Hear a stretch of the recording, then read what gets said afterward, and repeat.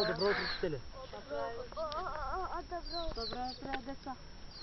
Вичу, добро што сте на тука. Тие што работат со домашните учителе.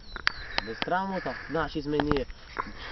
Зашто му даваш толку домашни гревота и капинеш, малите на капинеш, сите на капинеш. Не му давај толку домашни. Ај зашто да не му давам домашни? Бе не му давај ти, овие малите мои убави да са.